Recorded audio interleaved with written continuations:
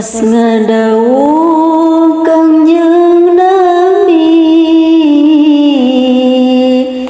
dina hadis anu pasti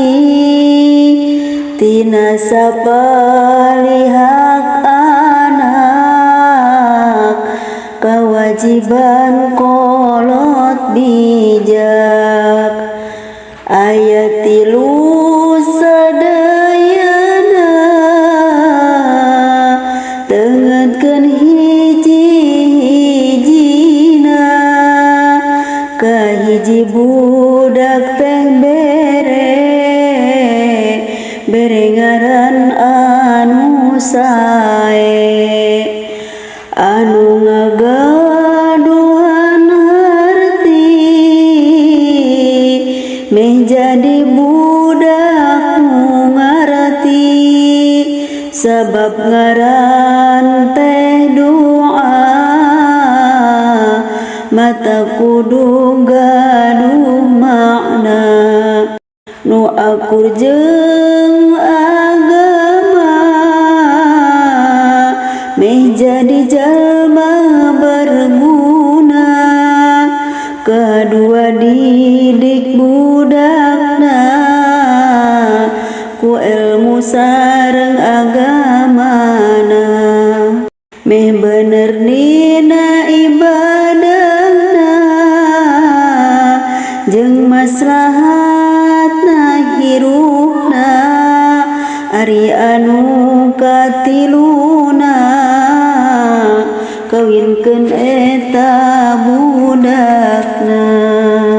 di mana geus dewasana bari aya jodona ieu kewajiban kolot kanu jadi anakna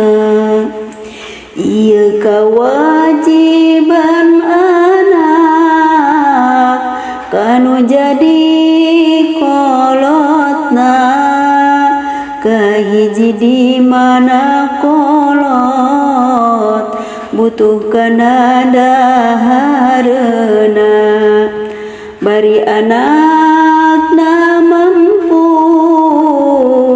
mangka kudu nyumponana kadua di mana kolot butuh kana pakeana mangka kudu dipakean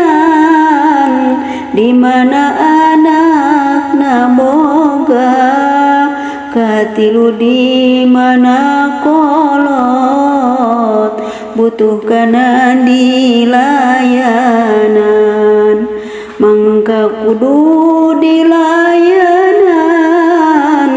dilayanan ku anakna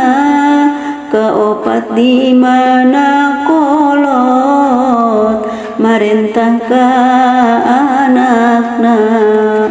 anakna kudu turutna kanu jadi kolotna kalima di mana kolot marentah kana alusna anak kudu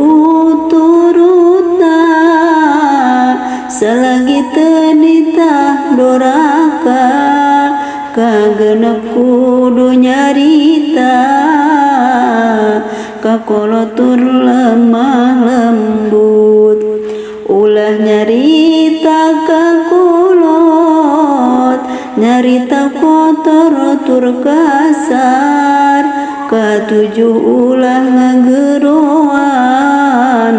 ka indung jeung ka bapa ngageroan ku ngaran indung sareng bapa kadalapan ulah lempang dihareupeun indung bapa lamun teu diizinan tawa teu dipiwarangna sarapan kudu ridho kolot meh menang ridona kolot 10 kudu ngadoakeun anang kanu jadi kolotna ngarah berkah na hirupna aya ridho ti kolotna